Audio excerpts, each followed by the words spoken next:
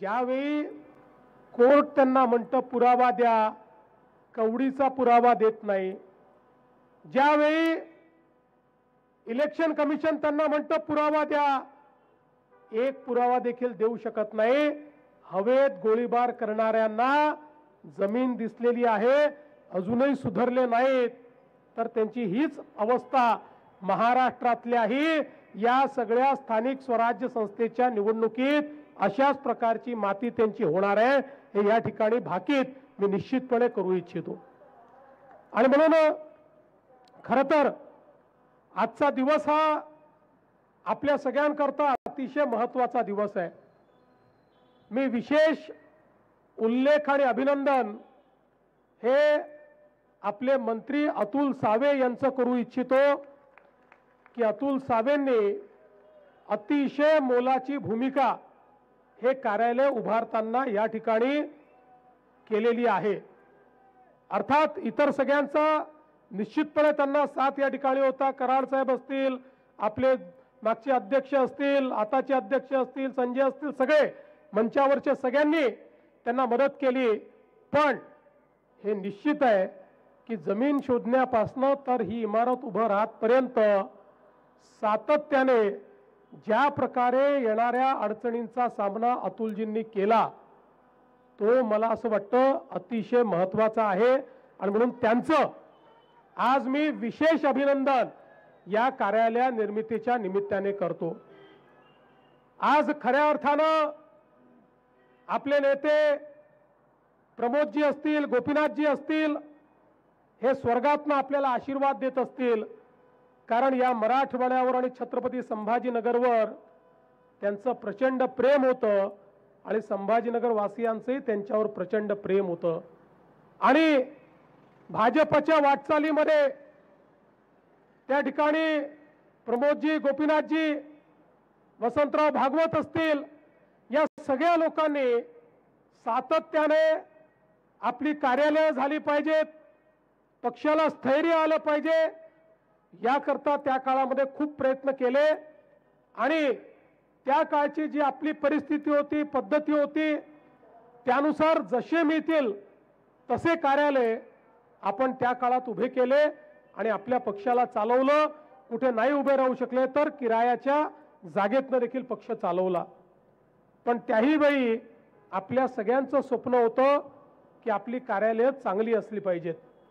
आणि ज्यावेळी 2014 साली आपलं सरकार आलं आणि त्यानंतर देशामध्ये माननीय अमितभाई शहा यांनी भाजपची जबाबदारी घेतली, त्यावेळेस आम्हाला अमितभाईंनी बोलवून सांगितलं की आमची इच्छा आहे प्रत्येक जिल्ह्यामध्ये प्रशस्त कार्यालय भाजपचं झालं पाहिजे आणि त्याकरता तुम्ही प्रयत्न सुरू करा.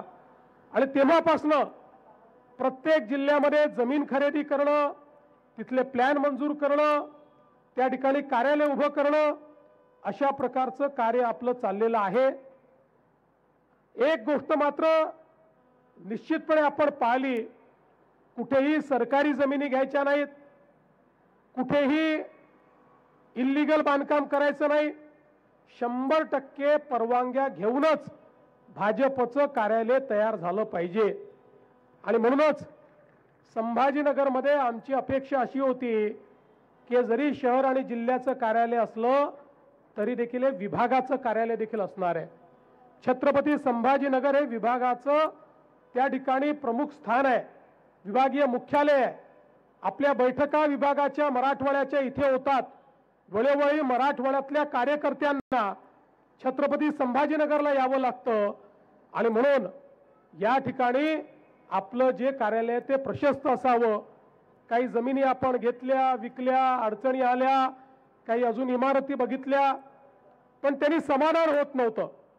आणि मग मध्यंतरीच्या काळामध्ये अतुलजी ही जागा मला दाखवायला घेऊन आले आणि त्यांनी सांगितलं की ही जी जागा आहे अगदी एअरपोर्टच्या जवळ आहे, जागा प्रशस्त आहे, पुढच्या काळात या सगळ्या भागामध्ये खूप मोठ्या प्रमाणात विकास होतोय, भर रस्त्यावरची जागा आहे आणि म्हणून ही जागा आपण घेतली पाहिजे. आणि मग सगळ्यांना आम्हाला ही जागा आवडली आणि आपण ही जागा घेतली. आणि त्यानंतर अतिशय सुंदर अशा प्रकारच्या कार्यालयाची निर्मिती त्या ठिकाणी सुरू झाली। हे कार्यालय बनत असताना देखील अतुलजी मला घेऊन आले, त्याही वेळी कार्यालय बघितलं, काही सूचना मी दिल्या, त्या सूचनांचा या ठिकाणी अवलंब झाला आणि आज आपण पाहू शकतो एक असं कार्यालय की ज्यामध्ये वेगवेगळ्या प्रकारे आपलं काम करण्याकरता आपल्या पदाधिकाऱ्यांच्या केबिन्स आहेत, ज्याच्यामध्ये माध्यमांकरता अतिशय सुसज्जित असा हॉल आहे, 2 मोठे हॉल आहेत। म्हणजे आता छत्रपती संभाजीनगरला प्रदेश कार्यकारिणी करायची असेल तरी देखील या कार्यालयात होऊ शकते, एवढी व्यवस्था या कार्यालयामध्ये आहे। विभागीय बैठकी या ठिकाणी होऊ शकतात, आपली बोर्ड रूम त्या ठिकाणी आहे, सर्व प्रकारच्या बैठकी होऊ शकतात। त्यामुळे सगळ्या सुविधांनी युक्त अशा प्रकारचं एक उत्तम कार्यालय या ठिकाणी आपण तयार केलं आहे। आणि आपल्या सगळ्यांच्या मनामध्ये ही गोष्ट स्पष्ट आहे, कार्यालय ही व्यवस्था आहे, कार्यालय चांगलं आहे याचा आनंद आहे, पण कार्यालयाच्या इन्फ्रास्ट्रक्चरवर पक्षाचं काम डिपेंडंट नसतं, त्याच्यावर अवलंबून नसतं। त्या कार्यालयाचा उपयोग करून आपण अधिक लोकाभिमुखता काय आणणार आहोत, त्या कार्यालयातनं कार्यकर्त्यांना काय आधार देणार आहोत, त्या कार्यालयातनं जनतेच्या किती समस्या आपण सोडवणार आहोत याच्यावर पक्षाचा विस्तार असतो। त्यामुळे एक उत्तम अशा प्रकारचं इन्फ्रास्ट्रक्चर, एक पायाभूत सुविधा ही पक्षाने तयार केली आहे। आता पदाधिकारी आणि जे प्रमुख आहेत ही जबाबदारी, पण हेक्टरी 10,000 रुपये पुन्हा वरचे आपण त्या ठिकाणी शेतकऱ्यांना दिले आणि आता आपले पैसे शेतकऱ्यांच्या खात्यामध्ये देखील त्या ठिकाणी जवळपास 70% पैसे पोहोचले आहेत आणि पुढच्या 3-4 दिवसात 100% शेतकऱ्यांच्या खात्यात त्या ठिकाणी पैसे पोहोचतील। आणि म्हणूनच ज्यावेळी कधी नव्हे ते आमचे उद्धवजी मराठवाड्यात दौरा करण्याकरता आले आणि मराठवाड्यात थांबले आणि त्यांनी दौरा केला, पण दुर्दैव बघा आपल्यापैकी अनेकांनी बघितलं असेल, गावामध्ये गेल्यानंतर माणसंच नसायचे।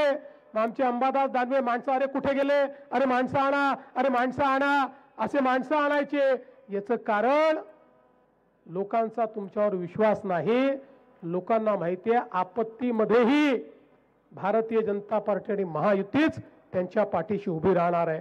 आणि म्हणून मी तुम्हाला एवढीच विनंती करण्याकरता आलो आहे की आता या कार्यालयाचं उद्घाटन झालेलं आहे, स्थानिक स्वराज्य संस्थेच्या निवडणुका चाललेल्या आहेत, आता नगरपालिकेच्या निवडणुका आहेत, मग जिल्हा परिषदेच्या आहेत, मग महानगरपालिकेच्या आहेत। या सगळ्या निवडणुकांमध्ये आपल्याला प्रचंड विजय मिळवायचा आहे। मगाशी अध्यक्ष म्हणाले, मी अध्यक्षांना एवढंच सांगू इच्छितो, जिथे जिथे शक्य आहे त्या त्या ठिकाणी आपल्याला महायुती करायची आहे, जिथे शक्य नाही तिथे आपण करू शकणार नाही। पण एवढं मात्र लक्षात ठेवायचं आहे की एखाद्या ठिकाणी आपली महायुती जरी झाली नाही तरी आपल्या समोर लढणारे पक्ष आपले मित्र पक्ष आहेत, ते आपले शत्रू नाही आहेत, विरोधकही नाही आहेत, ते आपले मित्र पक्ष आहेत। हे आपण लक्षात ठेवूनच या ठिकाणी ही लढाई करायची आहे। त्यामुळे पुढच्याही काळामध्ये या महाराष्ट्रातल्या प्रत्येक जो काही या ठिकाणी स्थानिक स्वराज्य संस्था आहे त्या संस्थेमध्ये जो कोणी सत्तेवर येईल तो महायुतीचाच असला पाहिजे, अशा प्रकारचा प्रयत्न आपण करू। आणि अर्थातच या सगळ्या प्रयत्नामध्ये पुन्हा एकदा तुमच्यामुळे, तुमच्या आशीर्वादाने, तुमच्या मेहनतीनं भाजपच नंबर 1 चा पक्ष असेल हा विश्वास या निमित्ताने व्यक्त करतो। आणि पुन्हा एकदा या कार्यालयाकरता ज्यांनी ज्यांनी मेहनत केली त्या सगळ्यांचं अतिशय मनापासून अभिनंदन करून मी माझे 2 शब्द संपवतो। धन्यवाद। जय हिंद।